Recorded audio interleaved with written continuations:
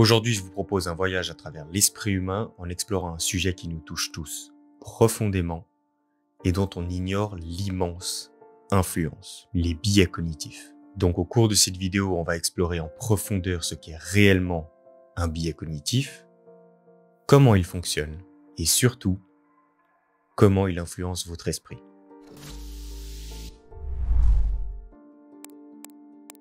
Que vous en soyez conscient ou non, que vous le vouliez ou pas, ces biais façonnent votre perception de la réalité, influencent votre manière de prendre des décisions, la manière dont vous interagissez avec les autres, et aussi comment vous interprétez les événements durant votre vie.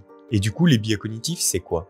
Les biais cognitifs, vous pouvez les voir comme de petites erreurs dans notre façon de penser qui peuvent influencer la manière dont nous prenons des décisions et dans la manière dont nous comprenons le monde. Ils agissent comme des filtres qui déforment la réalité et qui peuvent affecter nos choix, nos jugements et même nos relations avec les autres. En termes simples, les biais cognitifs sont des raccourcis mentaux que notre cerveau prend pour traiter l'information beaucoup plus rapidement. Et le problème, c'est que même si dans de nombreuses situations ces raccourcis sont utiles, très souvent il arrive aussi que les conclusions qu'on en tire soient erronées, inexactes ou juste inexistantes.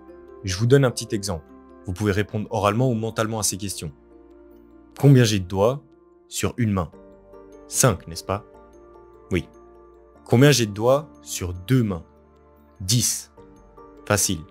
Maintenant, combien j'ai de doigts sur 10 mains ? Et là, peut-être que certaines personnes l'ont remarqué, mais dans 10 mains, il n'y a que 50 doigts. En tout cas, c'est ce qu'on m'a appris à l'école. 5 x 10, ça fait 50.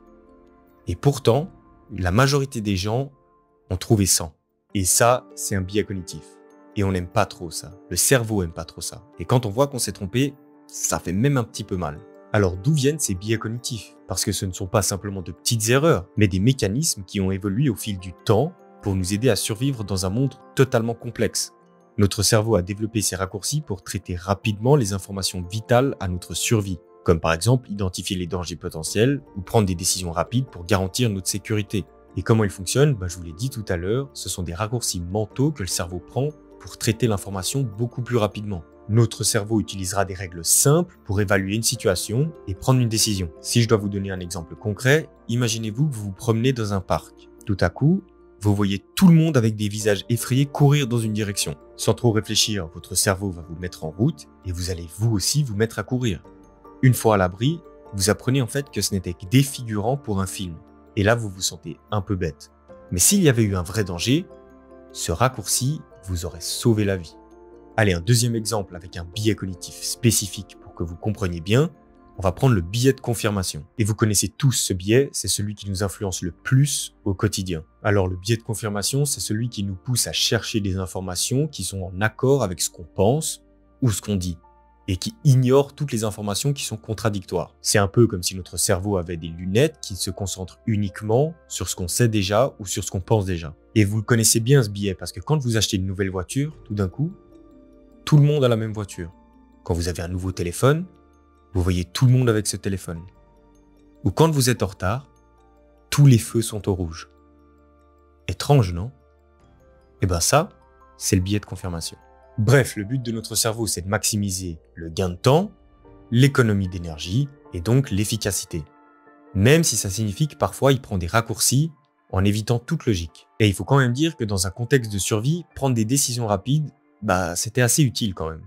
Mais c'est vrai que dans la complexité du monde d'aujourd'hui, ces mécanismes qui nous ont servi autrefois peuvent parfois nous tromper. Le rythme de la vie et la variété et surtout la quantité des informations auxquelles nous sommes exposés peuvent conduire ces biais à des résultats qui sont beaucoup moins adaptatifs. Pour reprendre le biais de confirmation, si vous pensez que votre conjoint est en train de vous tromper, vous allez voir tous les signes d'une tromperie, voire fabriquer ses preuves. Et dans une ère où la survie ne dépend plus uniquement de nos réponses instinctives, mais aussi de notre capacité à analyser et comprendre des situations complexes, ces biais se traduisent en erreurs.